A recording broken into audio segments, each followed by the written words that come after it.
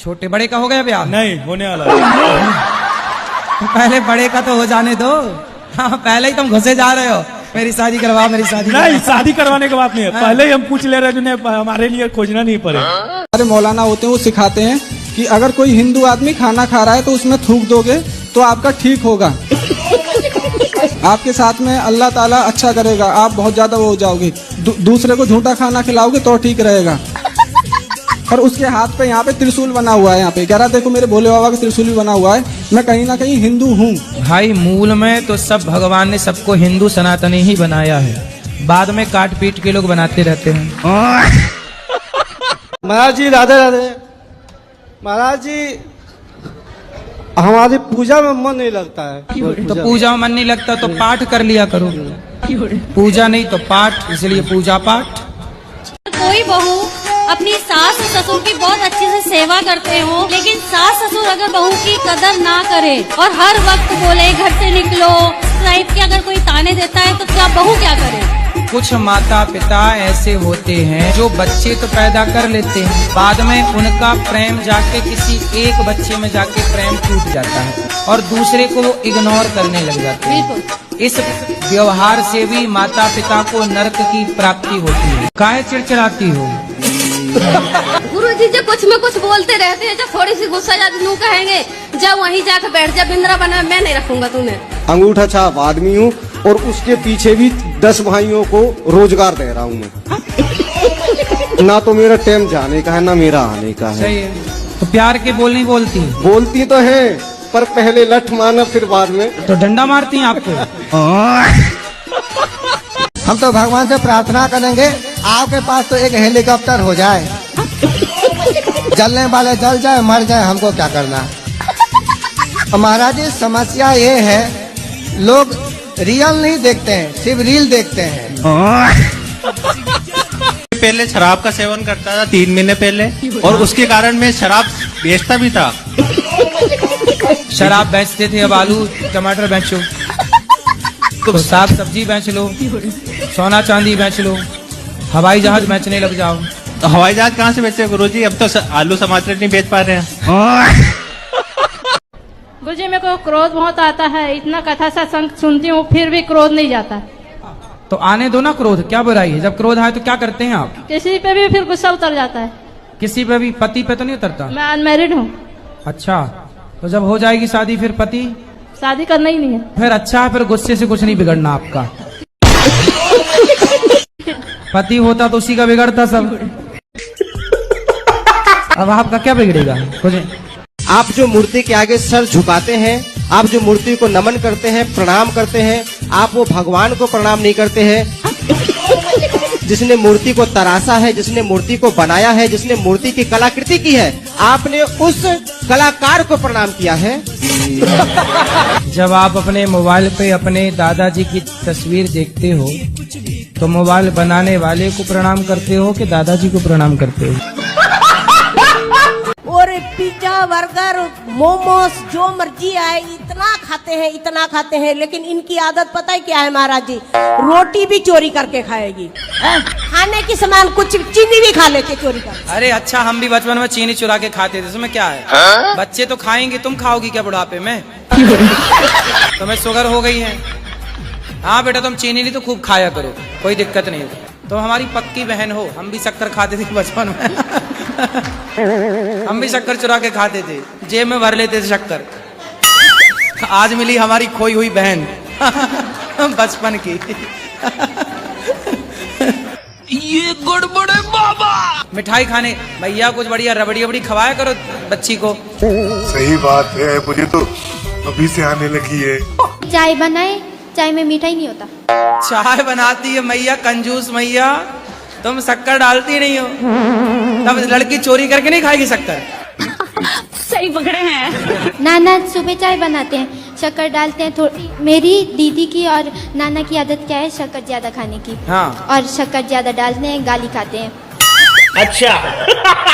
तो फिर ये डांटती है नाना जी को, और फिर काढ़ा बना कर देना पड़ता है। भैया तुम फीकी चाय पीती हो तो क्या चाहती हो बच्चे भी फीकी चाय पिए? नानी को शुगर है। हाँ, नानी को शुगर है। पर तुम्हें थोड़ी शुगर है, तुम तो खूब खाओ शक्कर, मिश्री खाया करो। शक्कर के बोरा में डुबकी लगाना एक दिन। शक्कर का बोरा है तो नाक पकड़ के डूब कीजिए। बोरा नहीं, ड्रम है। ड्रम, इतना बड़ा ड्रम भरना शक्कर से। दादी नानी तुम इतना बड़ा शक्कर का ढेर लगाना और छोरी को उसमें डुबा देना।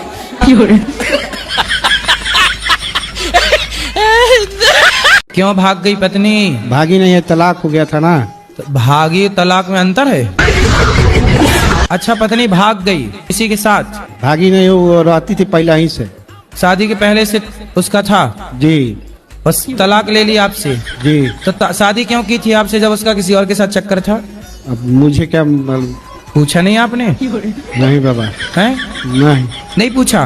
कितने साल रही साथ में? साथ में ज्यादा दिन नहीं, 2 साल। 2 साल। जी। बच्चे हुए? जी। कितने बच्चे हुए? 2। 2 साल में 2 बच्चे? जी। हमने भी गजब नहीं कर दिया। 2 साल में 2 बच्चे, तो उसने सोचा कि भाई 20 साल में 20 खड़ी हो जाएगी सेना, तो वो सोची भागो, ये आदमी ठीक नहीं है।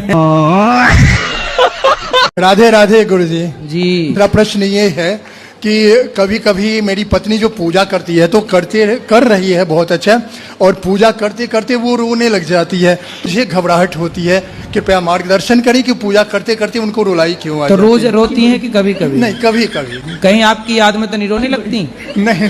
नहीं, पूजा करते करते आपकी याद आती है। ऐसी कोई बात नहीं। क्योंकि हमारी शादी वाले दिन लड़ाई हो गई थी। कैसे? कैसे लड़ाई हो गई शादी वाले दिन? ये रसगुल्ला खिलाते मैं खाती नहीं हूँ, बस इसी पे हो गई। तो फिर उसकी 22 साल तक चली? पहले दिन हो गई थी। तो इन्होंने आपको रसगुल्ला खिलाया तो आप खा लेती ना, क्या दिक्कत थी? नहीं खाती मीठा। अरे मीठा नहीं खाती, पहली बार पति खिला रहा तो खा लेती आप। नहीं। इतनी जिद्दी क्यों? फिर आपने इनको रसगुल्ला खिलाया कि नहीं? खिलाया था। इन्होंने खाया? हाँ। देखो पति कितने बढ़िया हैं, आपकी बात से सहमत हैं। मतलब आपके पति अच्छे हैं? अच्छे तो हैं। आपकी तरफ से लड़ाई हुई है? हाँ। अच्छा रसगुल्ला आप खा लो, उसके बाद 22 साल से रसगुल्ला नहीं खाए? बाद में खाया। शादी में खा लेते तो इतना ना गुजरना, लड़ाई झगड़ा ना होता। बच्चा लड़का होने के बाद खाए। लड़का होने के बाद खाया था।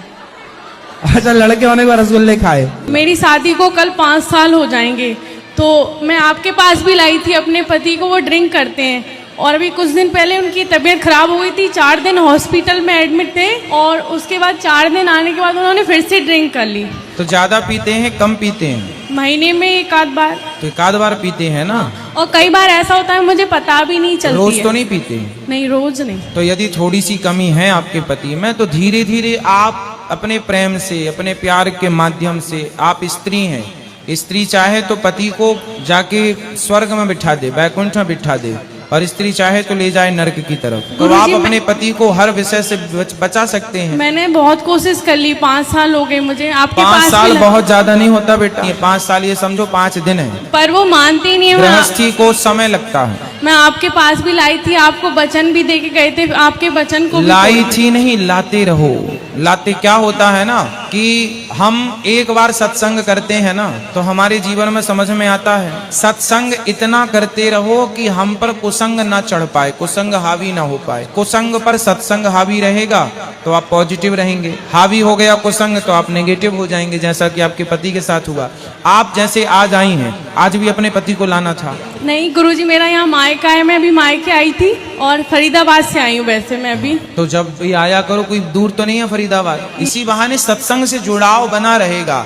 एक प्रतिज्ञा हो गई ना उनकी, अब धीरे धीरे और लाओ, जोड़ो उनको, धीरे धीरे धीरे धीरे, सब एकदम से नहीं होता, टाइम लगता है।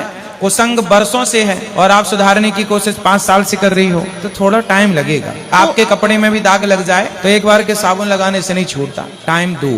प्यार करो अपने पति से, प्यार से समझाओ, जैसी भाषा समझे। स्त्री के अंदर इतनी ताकत होती है, स्वर्ग के राजा इंद्र स्वर्ग में रहने वाले, स्त्री का मोह इतना था कि वो यहाँ मृत्यु लोक आके पीछे पीछे भाग रहे हैं। तो स्त्री चाहे तो अपने स्त्रीत्व का लाभ ले सकती है। अपने पति को अपने वश में रखो, और इतना वश में तो रखो कि कम से कम वो आपकी हर अच्छी बात माने, और अच्छी बातें आपकी यही हैं कि सत्संग से आप उनको जोड़ो और शराब मुक्त बनाओ। गुरुजी जोड़ रखा है, वो आपकी कथा सुनते हैं पर उसको अमल नहीं करते हैं। करेंगे करेंगे धीरे धीरे। आज आपकी एज है लगभग 25 वर्ष, पति की उम्र होगी लगभग 28। अब देखिए 28 वर्ष में आप 2 वर्ष माइनस कर दो, अब बाकी समय तो मन भटका ही है ना उनका। इतने वर्षों तक मन भटका है और 2 साल में आप चाह रहे हैं कि वो कंट्रोल हो जाए। अब सोचिए कि 26 साल से भटकता हुआ मन 2 साल में कंट्रोल कैसे होगा। यदि 26 साल आपने उसको भटकने में लगाए हैं, भटकाव में दिए हैं, तो कंट्रोल में कम से कम 5-10 साल तो दीजिए।